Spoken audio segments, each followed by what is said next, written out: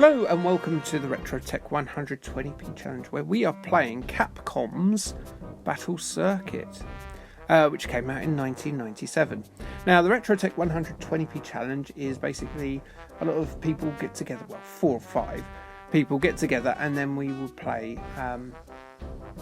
a game that's chosen at random, and then we see how far we get, and then the person who gets furthest on 2 credits wins the challenge. But everyone that competes at their game that they pick for that week will go on the wheel, and that will then be randomly selected for the next week. You can as many practice goes as you want, but as soon as you press record, that is your run. But yeah, Battle Circuit, Capcom 1997. That's what we're playing today. A mad as a barrel of badgers scrolling beat 'em up, where the plotline is basically you are a group of bounty hunters and you're all competing to grab all the lucre and capture that guy there whose name is Dr. Saturn, who will at some point in the game steal a disc containing the mysterious Shiva system, and we don't want him to have that because it's mysterious. And bad guys should not have mysterious things. It's an unusual beat 'em up. You don't start with many moves. It sort of plays initially a bit like a Turtles or Simpsons by Konami.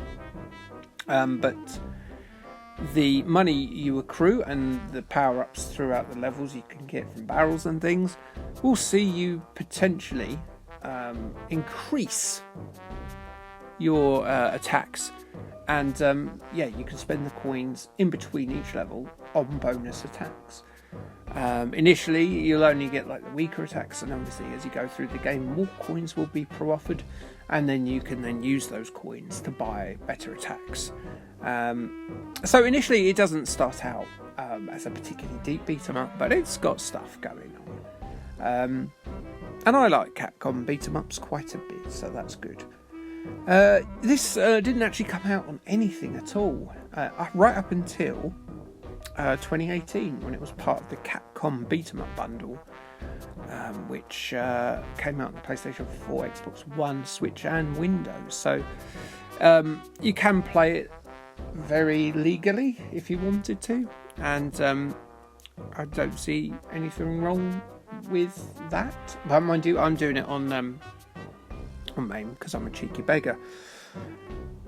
Good. Right, so yeah, as you can see, we've already done the first level. It's one of those weird games, and I've chosen to be a small girl called Pink on a rather flamboyant looking ostrich,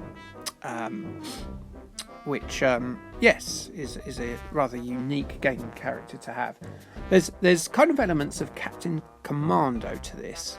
One of the other guys is a really skinny guy, although he doesn't have knives.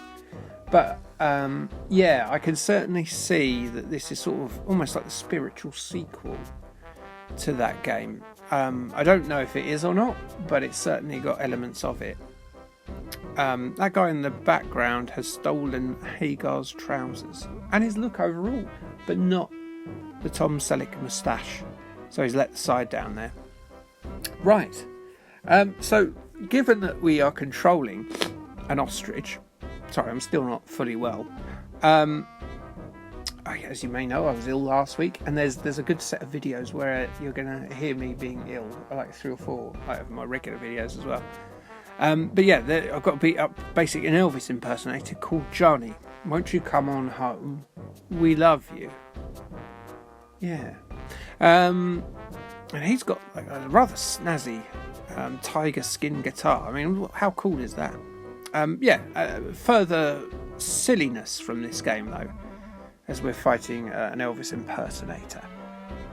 So let's talk about the character we're controlling, because one of the things about me is I restrict myself sometimes. So it's not about winning for me, it's about finding the thing in the game that will let me do genital facts. And this week we're going to talk about ostriches. So there might have been better characters I could select other than Pink and a flamboyant ostrich, but I didn't try them because I decided to take one for the team.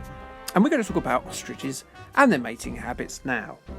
So ostriches, let's just talk about their mating dance. For yes, indeed, they have one. So males will squat, they will bow, they will flap their wings, and they will wave their necks to attract a mate.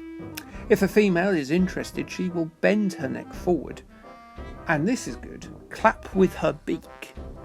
Now, some men have difficulty reading signals, and I think if we, as a species, adopted women putting 2 Pringles lids in their mouths and then clapping them when they're interested in romance, I think that would sort out a lot of the problems. I think societally we are having less children now, and if we moved to a Pringle lids in mouth form of courtship acceptance, I think that would sort out a lot of problems, and it would also do well for the shares of the Pringles company. So there is my suggestion. But if you want further ostrich sex facts, I'm going to continue now. Males are polygamous, spreading their birdie seed. However, they will form a lifelong mating pair with the dominant female in their group. It's sort of like Andy Capp in that way, like Andy Capp in The Mirror, where he would play away from home, but he'd go home to his wife who would beat him with a rolling pin. Now, I don't know, it didn't say in the article if female ostriches of a dominant nature would beat their husbands with a rolling pin when they found out it was playing with that barmaid ostrich, but I would think that was almost certain to be a fact. I will check it out with David Attenborough. I'll send him an email and ask him. Females mature sexually earlier than males by about 6 months.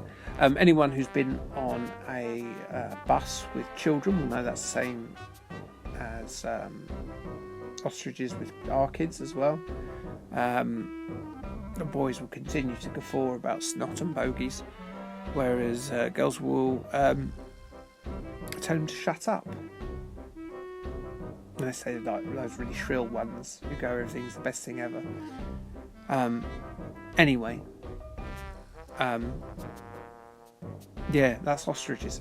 Ostriches exclusively mate in late spring or summer, and to be fair, I can see why, because they look sort of unfinished ostriches. They look like